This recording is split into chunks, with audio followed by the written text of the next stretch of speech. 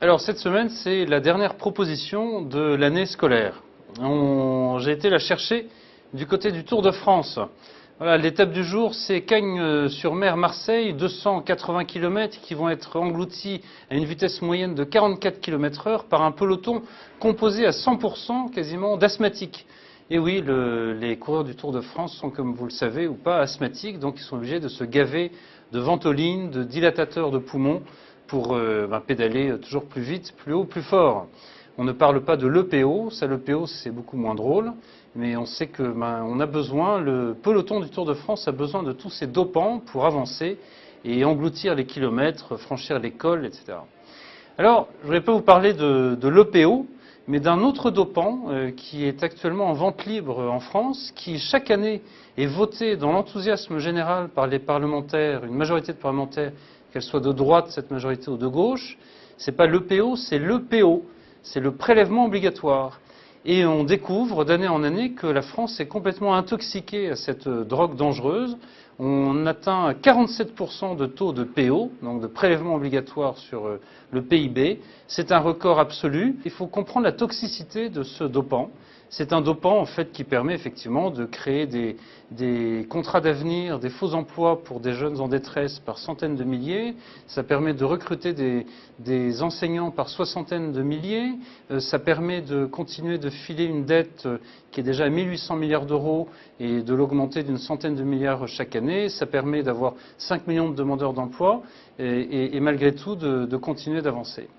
C'est un produit très toxique, très dangereux, parce qu'au bout du chemin, il y a la Grèce, le modèle grec, c'est-à-dire la faillite, des problèmes non seulement économiques, mais sociaux très graves. On n'a pas envie d'en arriver là. Qu'est-ce qu'il faut faire? Mais il faut réduire le taux de PO dans le pays, parce que trop de PO, trop d'impôts tue l'impôt, et va tuer notre économie et notre société. Comment est-ce qu'on fait concrètement? Moi, je propose un objectif très simple, qui est atteignable, passer de 47% de taux de PO à 40% de taux de prélèvement obligatoire sur le PIB. C'est la moyenne de l'Union européenne. Ce n'est pas héroïque, c'est même une performance qui serait normale. Comment est-ce qu'on fait pour enlever 7 points d'excès de prélèvement obligatoire? Je propose 7 points, ça représente 140 milliards d'euros. Je propose en fait d'étaler ça sur 7 ans. 7 points enlevés en 7 ans, ça fait 20 milliards d'euros d'économies par an jusqu'à 2020. Je crois que le gouvernement de François Hollande en est capable. Comment y arriver? Il y a plein de leviers d'action, de gabegies à réduire qui ont été très bien identifiés par la Cour des comptes. Et on peut aussi même profiter d'un effet d'aubaine qui est la démographie. En ce moment, vous avez la génération des baby-boomers qui arrivent à l'âge de la retraite et qui quittent la fonction publique. Je fais une proposition très simple.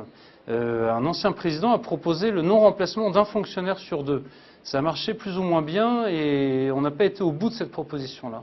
Je propose de faire plus simple, le non-remplacement d'un fonctionnaire sur 1, en sortant en revanche les fonctions régaliennes, c'est-à-dire défense, intérieure, justice et diplomatie. Dans le monde dangereux dans lequel nous vivons aujourd'hui, il faut non seulement protéger ses effectifs et ses moyens, mais aussi les accroître. En revanche, tout le reste, non-remplacement d'un fonctionnaire sur 1, soit de l'éducation, de l'administration de l'éducation, la sécurité sociale.